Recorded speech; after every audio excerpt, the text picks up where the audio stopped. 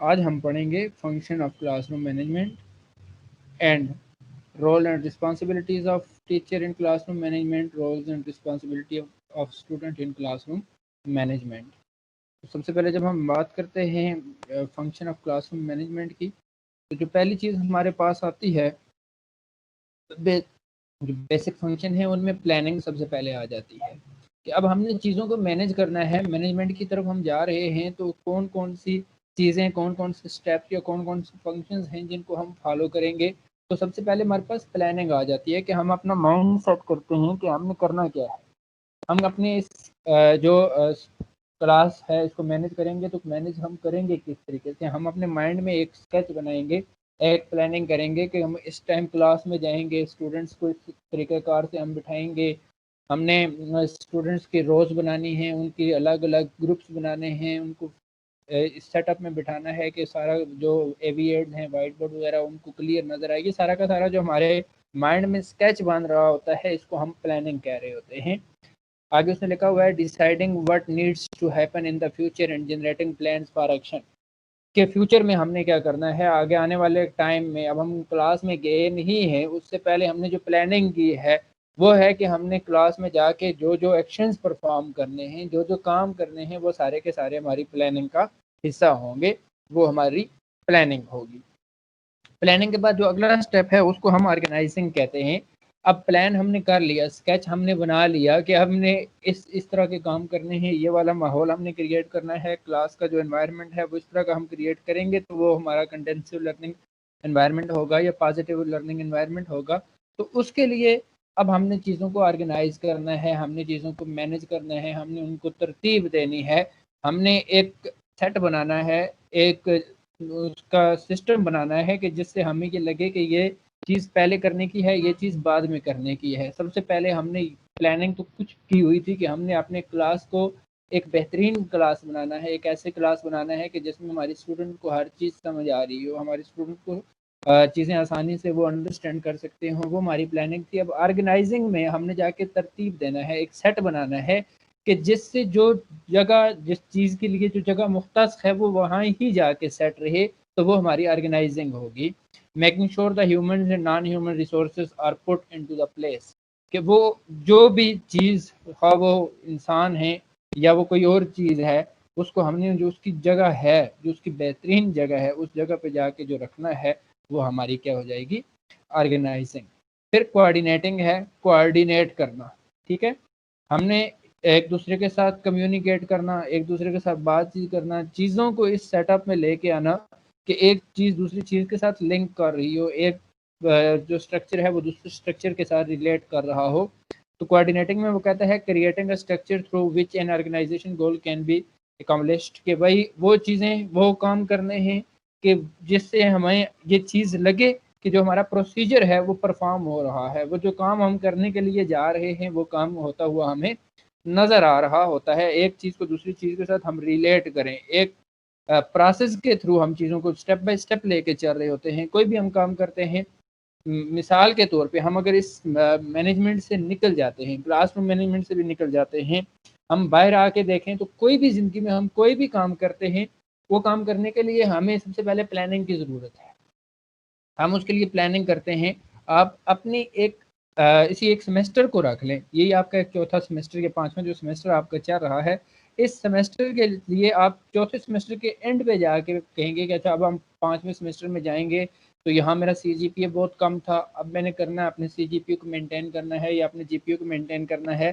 तो fourth semester या five semester में अब मुझे ज़्यादा मेहनत करनी पड़ेगी, मैं 8 घंटे उसमें से अपनी स्टडी के लिए वक्फ कर दूंगा या कर दूंगी, वहाँ 8 घंटे मैंने पढ़ना है। ये आपकी प्लानिंग है।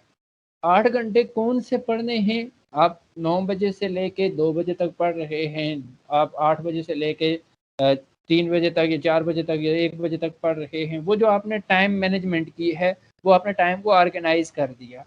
अब किस टाइम में कौन सी चीज़ आप पढ़ेंगे, तो बस वो फ्रेश जो माइंड होता है उसमें आप ये कहते हैं कि हमने मैथ को ही स्टडी करना है, हम मैथ को पढ़ेंगे, तो ये चीज़ें जो हैं ये आपके कोऑर्डिनेटिंग में आ रही हैं। देन आपका जो नेक्स्ट स्टेप है उसको हम कमांडिंग कहते हैं। कमांडिंग क्या है कि कमांड हासिल करना, किसी भी चीज़ को, किसी भी सिचुएशन को, किसी भी प्रॉब्लम को सोल्यूशन की तरफ लेके जाना, जो है वो हमारे लिए पास कमांड है, वो कमांडिंग है कि जब हमने प्लानिंग भी कर ली, प्लान करने के बाद हमने चीज़ों को ऑर्गेनाइज भी कर लिया, कोऑर्डिनेट भी कर लिया, अब हमने उस पर कमांड की तरफ जाना है, इम्प्लीमेंटेशन की तरफ जाना है। अब हमने उन चीज़ों को प्रैक्टिकल वर्क में लेके आना है, प्रैक्टिकली कहीं ना कहीं हमने उन चीज़ों को सेट करना है, वो हमारे पास कमांडिंग है।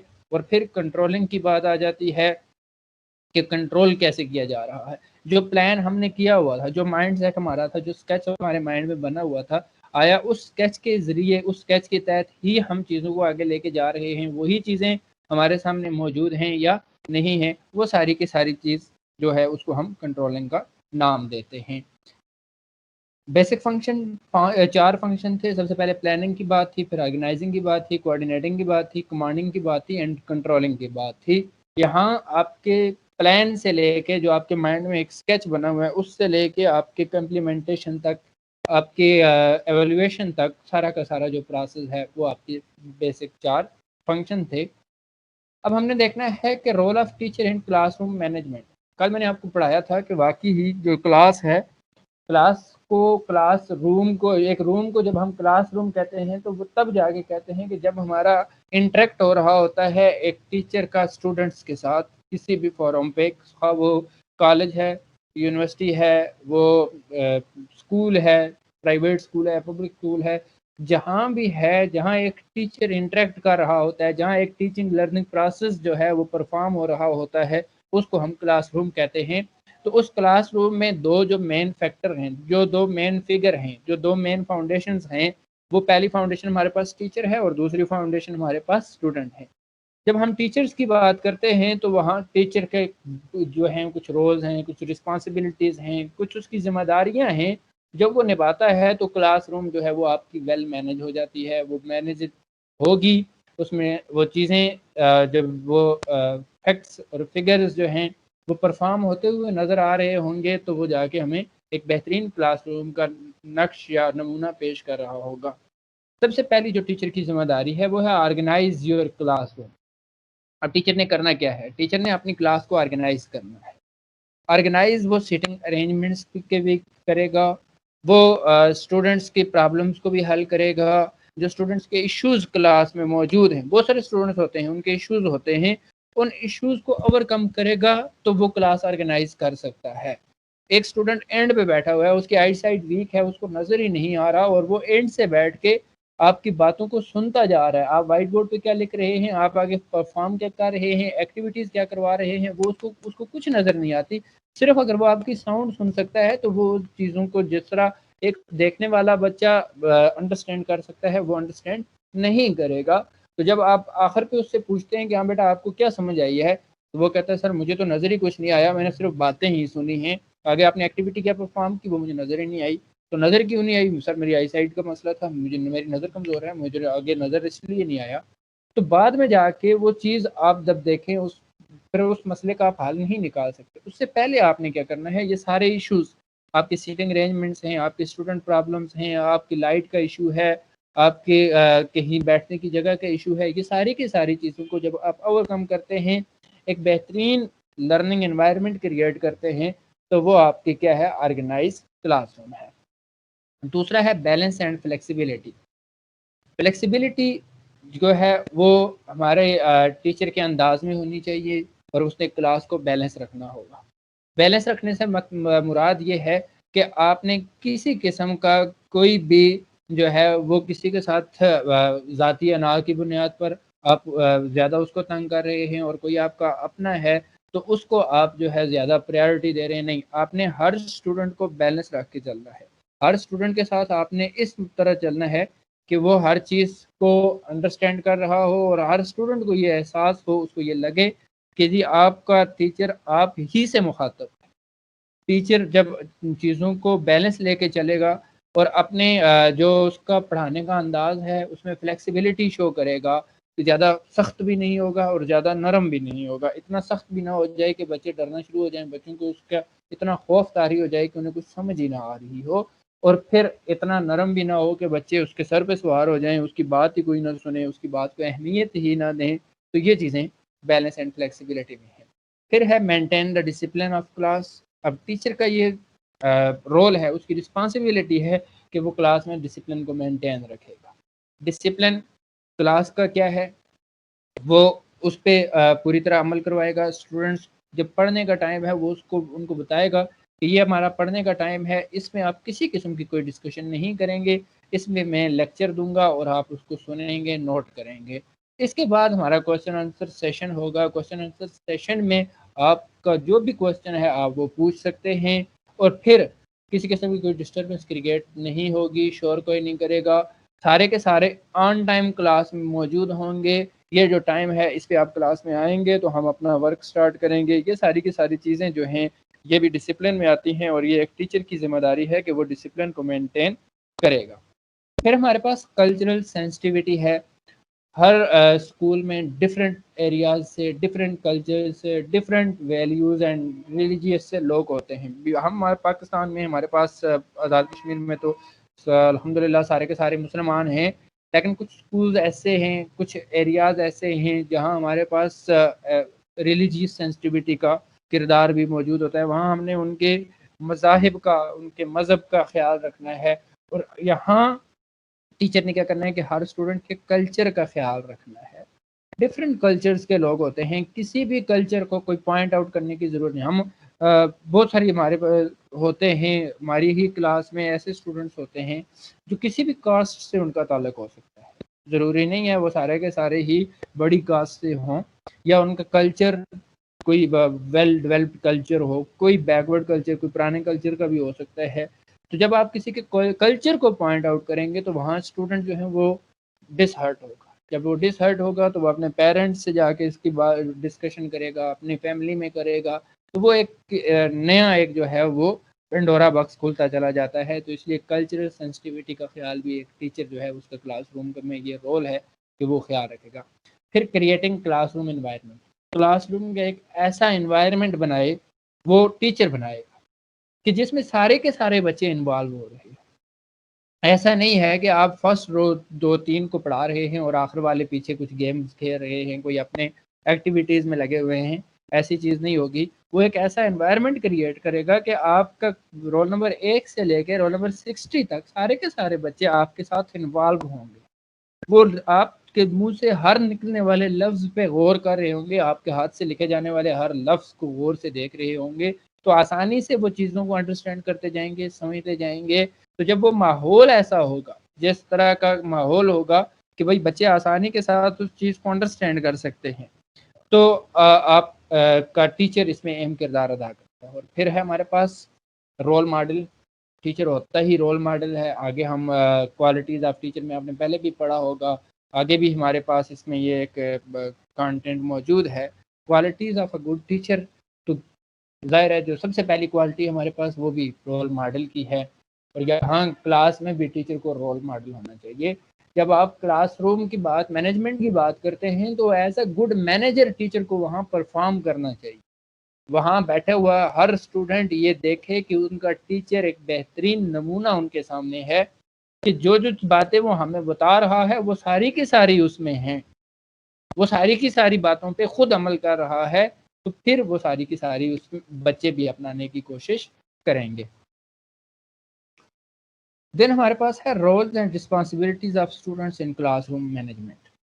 Role and responsibilities of student, तो आसानी से इसका जब हमने ऊपर स्टेटमेंट पढ़ी तो हमें उसका मतलब समझ आ गया कि भाई स्टूडेंट की कौन कौन सी जिम्मेदारियां हैं, कि क्लासरूम को में या क्लासरूम मैनेजमेंट करने के लिए जो स्टूडेंट्स की, टीचर्स की जिम्मेदारियां थी। टीचर ने एक साइड से, वो हमने पहले डिस्कस किया कि दो बेसिक फिगर हैं, फाउंडेशन हैं मैंने क्लासरूम की, एक टीचर आ गया और दूसरा हमारे पास स्टूडेंट आ गया। टीचर की जिम्मेदारियां थी, आया वो टीचर अपनी सारी सारी जिम्मेदारियां निभा रहा है, तो स्टूडेंट्स अपनी जिम्मेदारियां निभा रहे हैं या नहीं निभा रहे। तो सबसे पहली चीज़ जो है वो है contribute to class culture and accountability. अब स्टूडेंट, हर एक स्टूडेंट ने अपनी जो है वो कंट्रीब्यूशन शो करनी है क्लास में। तमाम स्टूडेंट्स ये एहसास पैदा करें कि वो इस क्लास का हिस्सा हैं, और इस क्लास में वो सारे जो स्टूडेंट्स हैं, हर इंडिविजुअल ये सोच रहा हो कि आज मैंने कुछ नया सीख के जाना है यहाँ से। आज के दिन मैंने एक लफ्ज़ भी नया सीख लिया तो आज का मेरा दिन जो है वो बन जाएगा, आज के दिन की जो कीमत है वो अदा हो जाएगी। कि मैं सुबह इतनी सर्दी में उठ के स्कूल या कॉलेज या यूनिवर्सिटी या किसी भी अपने इस मकाम पे आ रहा हूँ जहाँ मैंने लर्निंग का प्रोसेस जो है उससे गुजरना है, तो वहाँ वो अपनी अकाउंटेबिलिटी को शो करेगा। ठीक है, वो ये चीज़ शो करेगा कि मैं यहाँ सीखने के लिए आया हूँ। दूसरा जो रोल है वो आस्क क्वेश्चन। जब तक आप क्वेश्चन नहीं पूछते, जब तक आप सवाल नहीं पूछते, आप चीज़ों को समझ नहीं सकते। एक टीचर है, उसने एक लैंग्वेज यूज़ की है, बड़ी मुश्किल लैंग्वेज है, और आपको उस चीज़ की समझ नहीं आई, या उसने एक टर्म ऐसे यूज़ की जो बड़ी मुश्किल थी, आपने पहली दफ़ा वो वर्ड टर्म सुनी थी, तो आपको उसकी समझ नहीं आई। अगर आप उस टर्म के बारे में सर से पूछते नहीं हैं या क्लास में हिचकिचाहट महसूस करते हैं, तो फिर आप उस चीज़ को ईज़िली अंडरस्टैंड नहीं कर सकते। जो भी चीज़ है, एक क्वेश्चन आंसर सेशन का जो टाइम है उसमें आप क्वेश्चन पूछें। आप अपने क्वेश्चन राइट कर लें, लिख लें अपनी किसी भी नोटबुक पे।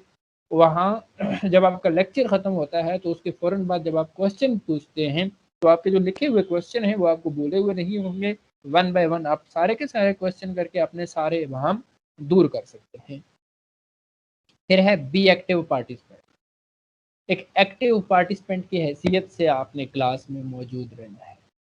ठीक है, एक एक्टिव पार्टिसिपेंट है क्या, क्या आपने हर जो फंक्शन परफॉर्म होता हुआ, जो वर्ड आपका टीचर या जो टर्म यूज़ कर रहा है, उनको आपने सुनना है, समझना है, अंडरस्टैंड करना है, और उसके साथ साथ क्लास के पूरे माहौल से आप वाकिफ़ भी हों। आपका जितना भी वर्क हो रहा है, जितना भी फंक्शंस हो रहे हैं उस क्लास में, वो सारे के सारे जब आप एक्टिव होंगे तो वो आपको समझ आएंगे, सुनने जाएंगे, और आपको वो चीज़ें आसानी से उनके जो है सोल्यूशन की तरफ जाती हुई नज़र आएंगी। फिर है हमारे पास टेक पर्सनल अकाउंटेबिलिटी। तो वही चीज़ है जो आपने ऊपर कंट्रीब्यूट अकाउंटेबिलिटी की बात की, और यहाँ पर्सनल अकाउंटेबिलिटी है शो रिस्पेक्ट। रिस्पेक्ट आपने शो कर दी है, खा वो आपके पीयर्स के लिए हो, खा आपके GR CR के लिए हो, आपके टीचर्स के लिए हो, आपके सीनियर्स के लिए हो, आपके जूनियर्स के लिए हो। जिस क्लास में आप बैठे हुए हैं वहाँ आपने रिस्पेक्ट शो कर, किसी से भी आप बात कर रहे हो, टीचर से ज़रूरी नहीं है कि आप टीचर से बात करें तो आप रिस्पेक्ट के साथ बात करें। जब आप अपने क्लास फेलो या अपने साथ वाले किसी दोस्त से बात करें तो डिसरिस्पेक्ट शो कर रहे हो, नहीं। आपने हर एक के लिए रिस्पेक्ट शो कर दी है, तब जाके आपको एक बेहतरीन क्लासरूम बनेगा। Don't be late. लेट नहीं होना क्लास में। जो टाइम आपको दे दिया गया कि 9 बजे आपकी क्लास शुरू होगी, 9:40 पे मैं आपको मैसेज कर रहा हूँ, 10:40 पे मैं आपको मैसेज कर रहा हूँ कि ज्वाइन द क्लास, और आप आके 11:40 पे क्लास ज्वाइन करें, तो वहाँ आपको समझ क्या आएगी? आपको तो कुछ समझ नहीं आएगी। इसलिए कोशिश ये किया करें कि जो टाइम आपको दे दिया गया है कि फ़लाँ टाइम पे आपकी क्लास स्टार्ट होगी, तो आप उसी टाइम पर, बल्कि उससे 1-2 मिनट पहले आप क्लास में मौजूद हों, ताकि जब आपका लेक्चर स्टार्ट हो, जब आपके पढ़ने का सिस्टम स्टार्ट हो, तो आप किसी किस्म की किसी परेशानी का सामना ना आप करें, ना आपके साथ वाले करें। आप जब लेट क्लास में एंटर होते हैं, अब बाद में जब क्लास में आते हैं, तो आपके सारे के सारे स्टूडेंट्स आपकी तरफ मुतवज्जे हो जाते हैं। आप आएँगे, इजाज़त लेंगे, क्लास में आके चेयर इधर-उधर हिलाएँगे, जो एक ट्रैक से पे चल रहा था, जो एक सिस्टम चल रहा था, आपका टीचर आपको पढ़ा रहा था, एग्ज़ाम्पल्स दे रहा था, तो वो सारा का सारा सिस्टम डिट्रैक हो जाएगा। और फिर वो टीचर, फिर वो स्टूडेंट दोबारा जब शुरू से उस तार को मिलाने की कोशिश करेंगे, तो बहुत सारी चीज़ें जो हैं वो डिस्टर्ब हो चुकी होती हैं। फिर हमारे पास पॉज़िटिव बिहेवियर।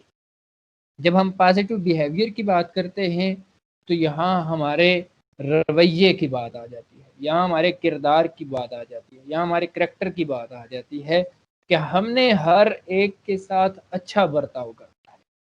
अब किसी के साथ भी आप बात कर रहे हैं, किसी के साथ भी आप जो है वो कम्युनिकेट कर रहे हैं, हाँ टीचर है, स्टूडेंट है, तो उनके साथ आपका जो रवैया है वो मनफ़ी नहीं होना चाहिए, बल्कि मुस्बत होना चाहिए।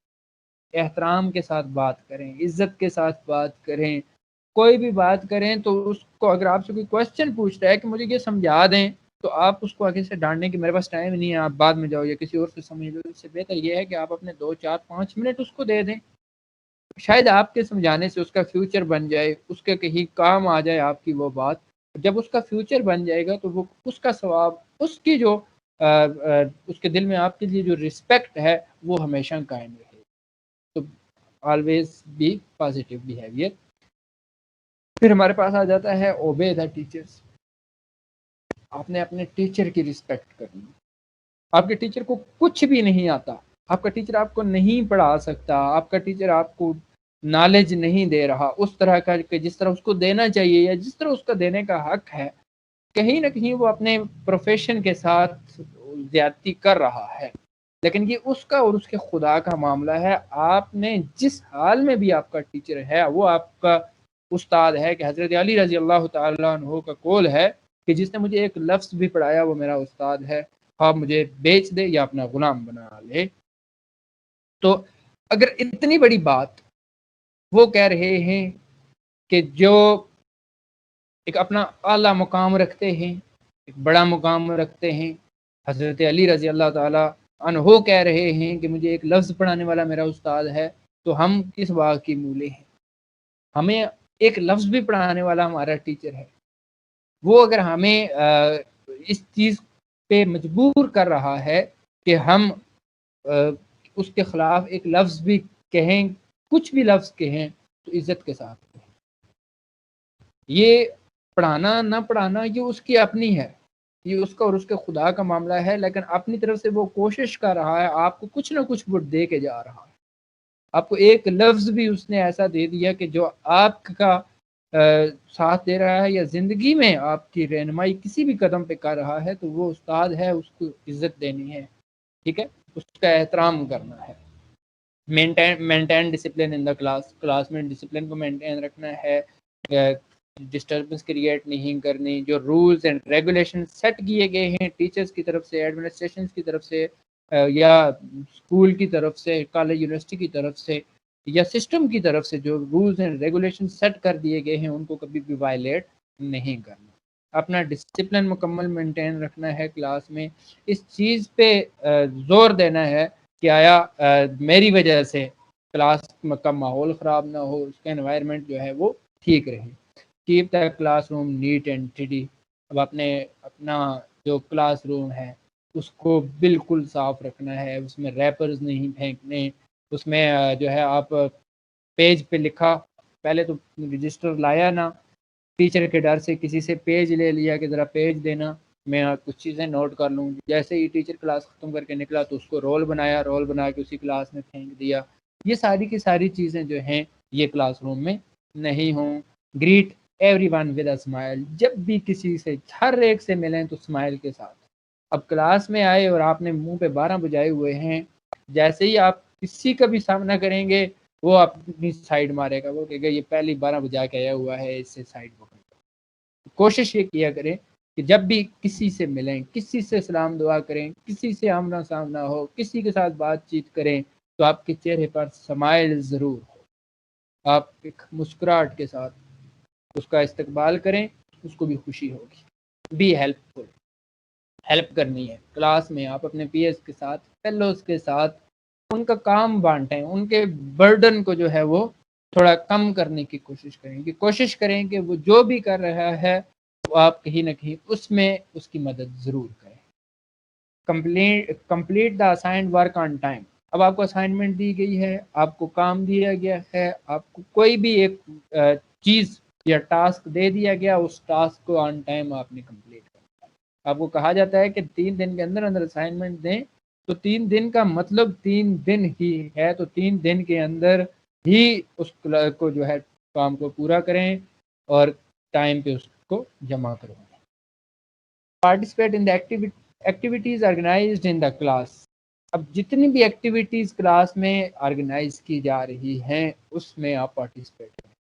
आपकी क्लास में, क्लास शुरू होने से पहले आपका टीचर कहता है कि आए जी एक बंदा तलावत करे, तो हर बच्चा इसके लिए वॉलंटियरली तैयार हो कि भाई हाँ जी मैं करूँगा तलावत, मैंने तलावत शुरू करनी है, कि तलावत को अल्हम्दुलिल्लाह हम सब कर सकते हैं। नात का कहा जाता है तो हर बच्चा नात के लिए तैयार हो। हाँ वो 2 जुमले, 2 जो है मिसरे ही क्यों नहीं पढ़ता, उसको उसका जो है हिस्सा ज़रूर बनना चाहिए। और कोई एक्टिविटीज़ हो रही हैं क्लास में, कोई भी कोई फंक्शन परफॉर्म हो रहा है, आपके दिल में ये विश ज़रूर हो कि मैं भी इसका हिस्सा ज़रूर करना है, पार्टिसिपेट करना है। कोऑपरेट विद टीचर्स, टीचर्स के साथ आपने कोऑपरेट करना है। टीचर्स के साथ आपने मुकम्मल तावन करना है। आपका टीचर आपको जो टास्क देता है उस टास्क को परफॉर्म करने की कोशिश करें। आपका टीचर आपको कहता है कि बेटा आपने क्लास का माहौल मेंटेन रखना है, एनवायरनमेंट को मेंटेन रखना है और इसके लिए आपने ये काम करने हैं, तो आप कोशिश करें कि आप सबसे पहले वो काम कर रहे हो। आपका टीचर एक चेयर उठाता है, आप क्लास में गए और टीचर सारी की सारी चेयर्स उल्टी पड़ी हुई थी, आपका टीचर एक चेयर उठा के सीधी करता है, आप सारे के सारे वो चेयर्स उठा के सीधी करना शुरू कर दें। आप ज़रूरी नहीं है आपका टीचर मुंह से आपको कहे कि चलें जी उठे उठे सारे के सारे ये चेयर सीधी करें। उसने एक चेयर सीधी की, आपको अंदाजा हो गया कि इसका मकसद है कि ये चेयर उल्टी पड़ी हुई है, क्लास का माहौल खराब है, इनको सीधा किया जाए। तो सारे के सारे एक ये कॉपरेट। दूसरा कॉपरेट ये है कि टीचर पढ़ा रहा है तो उसके पढ़ाने के दौरान किसी किस्म की कोई डिस्टर्बेंस क्रिएट ना हो। जब तक उसका लेक्चर स्टार्ट है आपने डिस्टर्बेंस क्रिएट नहीं करनी, कि जैसे ही आप किसी किस्म की कोई डिस्टर्बेंस क्रिएट करेंगे वो अपने लेक्चर से, वो अपने जो ट्रैक है उससे डिट्रैक हो जाएगा, उससे हट जाएगा। जब वो उससे हटेगा तो वापस उसको ट्रैक पे आने के लिए काफ़ी टाइम चाहिए, 2 3 4 मिनट उसको चाहिए, वो ज़ाया हो जाएंगे। और फिर वो चीज़ों को रिलेट करने के लिए, इंसान है गलतियाँ भी होती हैं, कभी कभी दिमाग काम करना भी छोड़ देता है, तो वो सारी की सारी चीज़ें जो हैं वो आपने करनी है और टीचर के साथ कोऑपरेट करना है। ये भी आपकी एक जिम्मेदारी है, ये भी आपकी एक रिस्पॉन्सिबिलिटी है क्लास के अंदर। और फिर आपने करना क्या है, decorate the classroom with chart, poster वगैरह। जितनी भी आपका जो क्लास है वो एक कमरा जो है वो तो होता ही है, लेकिन जब आप उसको सजाएंगे with different models, charts, posters, एविएट्स, कोई भी एक चीज़ आपने लगाई, आप अपनी क्लास के फ्रंट पे ही जो है वो एक चार्ट लगा देते हैं दरवाजे के सामने, अस्सलाम वालेकुम। जैसे ही आपके रूम में कोई आता है उसको याद नहीं है वो सलाम करे, लेकिन जैसे ही वो दरवाजे में पहुंचा, सामने उसके चार्ट पे नज़र पड़ी तो उसने कहा अस्सलाम वालेकुम क्लास, क्या हाल है आपका, ठीक है। वो आपके उस चार्ट से एक माहौल क्रिएट हो गया, एक माहौल बन गया कि आसानी से जो है आप एक आने वाला जो नया बंदा था उसको सलाम याद आ गया।